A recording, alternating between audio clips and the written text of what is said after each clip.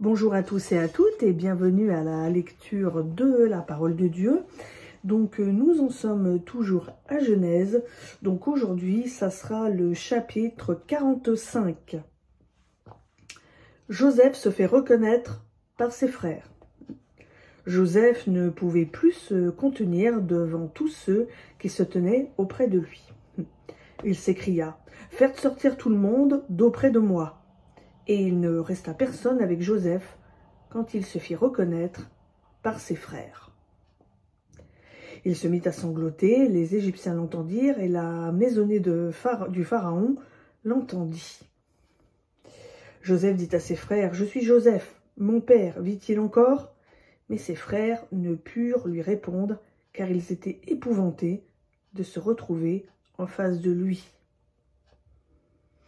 Joseph dit à ses frères « Je vous en prie, approchez-vous de moi. » Alors ils s'approchèrent.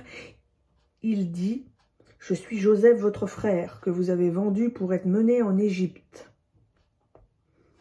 Maintenant, ne vous affligez pas et ne soyez pas fâchés de m'avoir vendu pour être conduit ici, car c'est pour vous garder en vie que Dieu m'a envoyé devant vous. »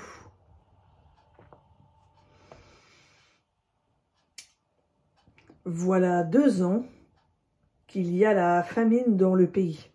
Et pendant 5 années encore, il n'y aura ni labour, ni moisson. Dieu m'a envoyé devant vous pour vous assurer un reste dans le pays et pour vous permettre de survivre par une grande délivrance.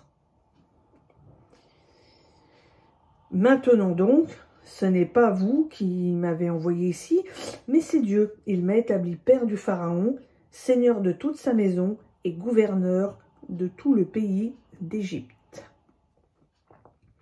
Hâtez-vous de remonter auprès de mon père. Vous lui direz, ainsi a parlé ton fils Joseph, Dieu m'a établi seigneur de toute l'Égypte, descends vers moi sans tarder. Tu habiteras dans le pays de Goshen et tu seras près de moi, toi, tes fils et tes petits-fils, ton petit et ton gros bétail et tout ce qui est à toi. Là, je te pourvoirai de tout, car il y aura encore 5 années de famine. Et ainsi, tu ne seras pas dépossédé, ni toi, ni ta famille, ni rien de ce qui est à toi. Vous voyez de vos yeux, et mon frère Benjamin voit de ses yeux que c'est bien moi qui vous parle. Vous décrirez à mon père toute ma gloire en Égypte et tout ce que vous avez vu. Hâtez-vous de faire descendre mon père jusqu'ici. Il se jeta au cou de son frère Benjamin et pleura, et Benjamin pleura à son cou. Il donna aussi un baiser à tous ses frères en pleurant. Après cela, ses frères s'entretinrent avec lui. Le bruit se répandit dans la maison du Pharaon que les frères de Joseph étaient arrivés. Cela plut au Pharaon et à ses serviteurs.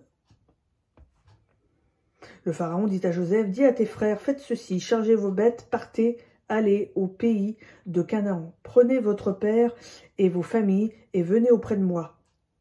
Je vous donnerai ce qu'il y a de bon au pays d'Égypte et vous mangerez les meilleurs produits du pays. Tu as ordre de leur dire, faites ceci, prenez dans le pays d'Égypte des chariots pour vos enfants et pour vos femmes. Faites-y aussi monter votre père et venez. Ne regrettez pas vos affaires, car ce qu'il y a de meilleur dans tout le pays d'Égypte sera pour vous. » Les fils d'Israël firent ainsi. Joseph leur donna des chariots sur l'ordre du Pharaon et leur donna aussi des provisions pour la route.